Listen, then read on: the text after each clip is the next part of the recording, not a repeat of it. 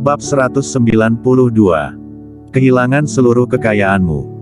Waktu yang Kingston Jiang gunakan untuk pulang pergi tidak sampai 2 jam. Klutang bahkan belum bangun dari tidur siangnya. Kingston Jiang masuk ke dalam rumah lalu duduk di ruang tamu sambil merokok.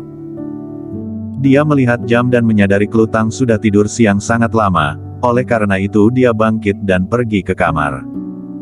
Klutang berbaring di tempat tidur dengan mengenakan gaun tidur yang tipis. Mungkin karena panas, kancing paling atas gaunnya terbuka lebar, dia melihat pakaian dalamnya sudah hampir lepas dan memperlihatkan dadanya yang putih dan mulus. Kingston Jiang hampir mimisan. Dengan lembut dia menggoyangkan tubuh Klutang. "Istriku, cepat bangun dan belajar." Klutang membuka matanya dengan mengantuk. Perhatiannya tertuju pada wajah yang familiar itu. Dengan mengantuk dia membalikkan badannya dan bangun. Setelah merapikan pakaiannya yang berantakan, dia menyadari pakaian dalamnya hampir lepas, tanpa sadar wajah cantiknya langsung memerah. Kingston Jiang terkekeh beberapa kali. Klutang mendongkak lalu memutar matanya kepada Kingston Jiang, apa yang lucu?" Kingston Jiang dengan tulus memuji, "Istriku, tubuhmu sungguh indah. Tadi aku hampir tidak bisa menahan diri dan ingin langsung melahapmu." Wajah cantik Klutang semakin memerah. Dia bergegas berdiri dan pergi ke kamar mandi untuk menyembunyikan rasa malunya. Setelah mencuci mukanya dia langsung sepenuhnya bangun. Kemudian dia kembali ke kamar. Melihat buku-buku ilmu pengobatan TCM yang berada di atas meja, dia langsung merasa khawatir. "Suamiku, hanya tinggal beberapa hari lagi sebelum konferensi medis dimulai, hanya dalam beberapa hari apa yang bisa aku pelajari?" Klutang sama sekali tidak percaya diri. "Pelajari dulu, memahami lebih banyak jauh lebih baik daripada tidak tahu apa-apa." Klutang menghela nafas. Dia benar-benar tidak percaya diri. Hanya belajar beberapa hari bisa mengalahkan para dokter TCM yang telah berpengalaman selama puluhan tahun. Bagaimana mungkin?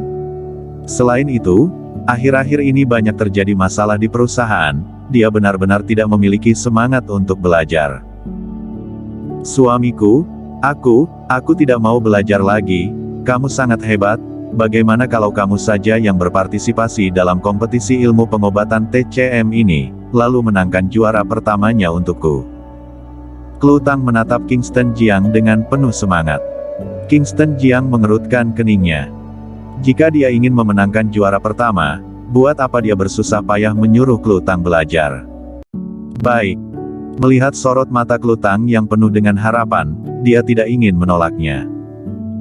Klutang berseru dengan gembira, "Kalau begitu, aku tidak akan belajar lagi, melihat titik-titik meridian ini membuatku pusing."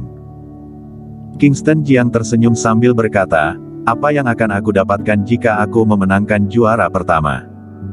Klutang tersipu, kamu mau apa?" Melihat wajahnya yang tersipu, langsung membuat Kingston Jiang gembira. "Yang kamu bilang sebelumnya."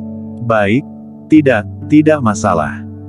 Kingston Jiang berkata sambil terkekeh, "Bukankah seharusnya sekarang kamu memberiku sedikit hadiah dulu?"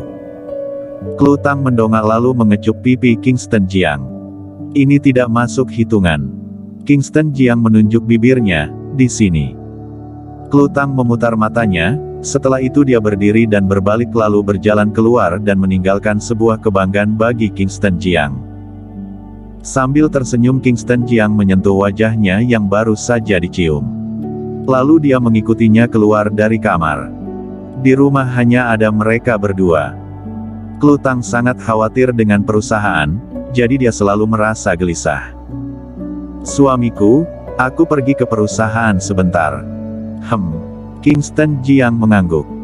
Forseas bisnis akan menekan perusahaan Klutang. Untuk sementara dia belum mengambil tindakan karena saat ini waktunya belum tepat. Tetapi dia juga sudah punya rencana. Sebuah rencana yang akan membantu bangkitnya Klutang. Pertama-tama merebut gelar Dewa Tabib lalu memperoleh ketenaran. Kemudian kembali membuka perusahaan. Perusahaan yang akan mereka buka bukan perusahaan manufaktur, melainkan perusahaan yang meneliti dan memproduksi obat sendiri. Saat Klutang pergi ke perusahaan, Kingston yang tidak punya kerjaan jadi dia langsung kembali ke kamar dan tidur. Di waktu yang sama, Jiangzong, di sebuah kasino bawah tanah. Saat ini Klantang yang mengenakan pakaian berlengan pendek, jam tangan Rolex, kalung emas tebal di lehernya, dan ditemani seorang gadis seksi di pelukannya, sedang berjudi. Aku sungguh sial. Klantang menghela nafas. Tanpa sadar dia kalah miliaran rupiah. Dia berdiri dan berencana untuk pergi. Kak Song. Gadis seksi itu langsung menarik Klantang. Gadis itu hampir memanjat ke tubuhnya dan dia terus-menerus menggosokkan dadanya yang montok ke tubuh Klantang sambil membujuknya. Kak Song, main beberapa kali lagi. Kamu tidak mungkin terus sial, sekarang tidak beruntung, tapi nanti kamu pasti akan beruntung. Sudahlah, aku tidak mau main lagi. Klantang belum kehilangan akal sehatnya. Dia ingin pergi.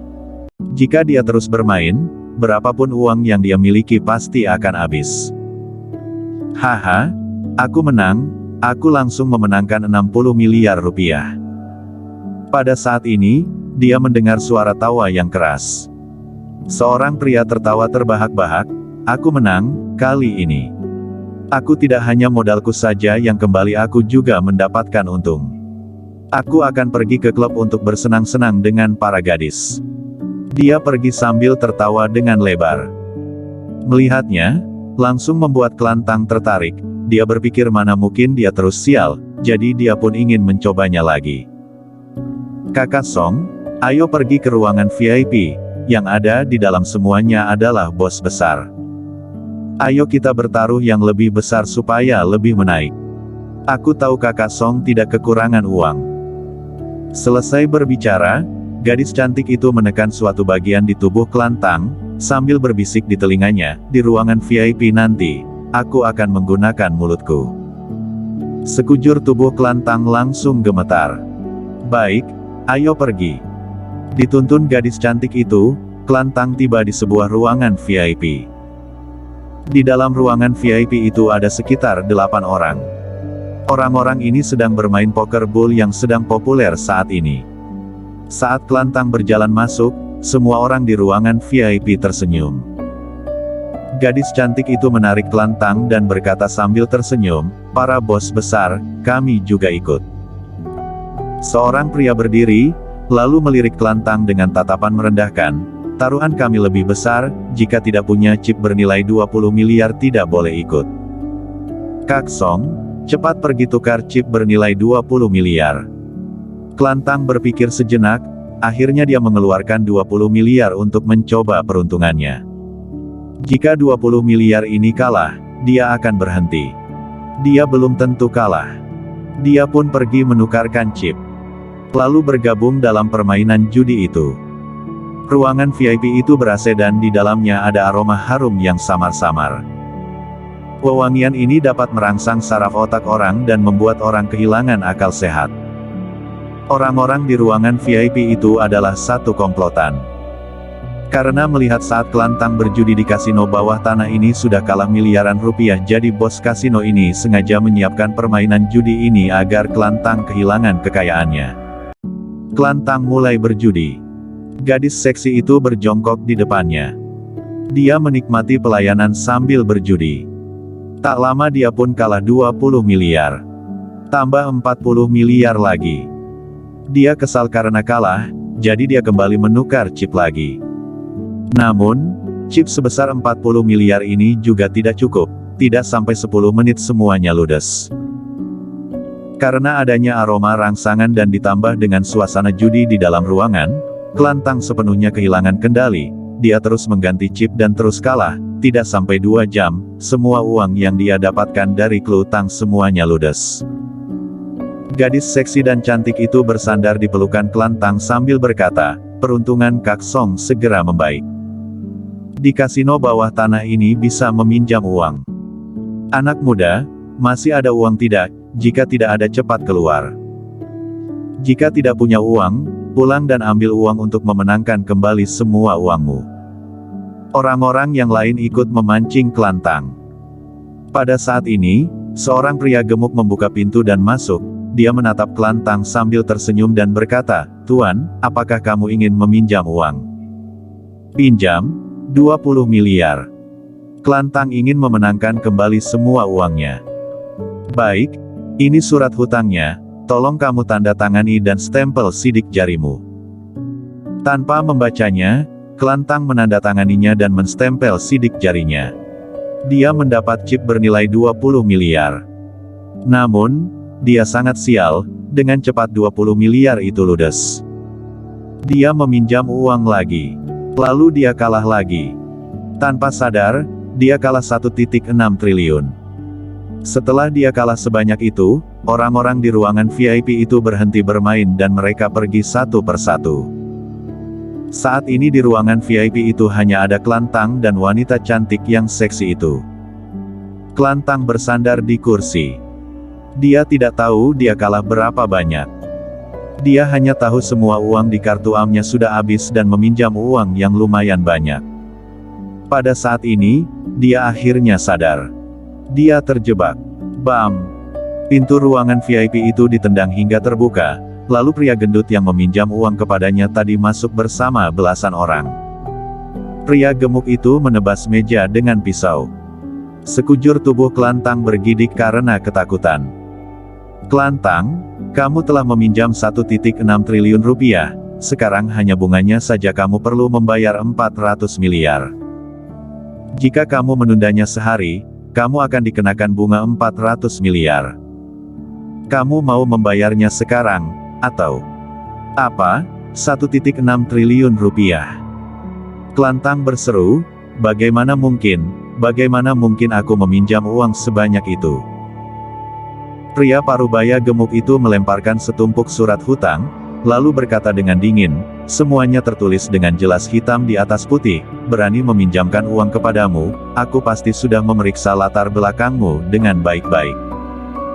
Sekarang aku akan memberimu satu kesempatan, aku akan membiarkanmu pulang dan segera mengumpulkan uang. Ingat sehari bunganya 400 miliar rupiah." Kelantang bersandar di kursi seperti anjing mati.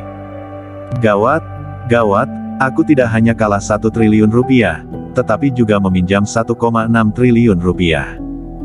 Wajahnya menjadi pucat pasi. Bersambung.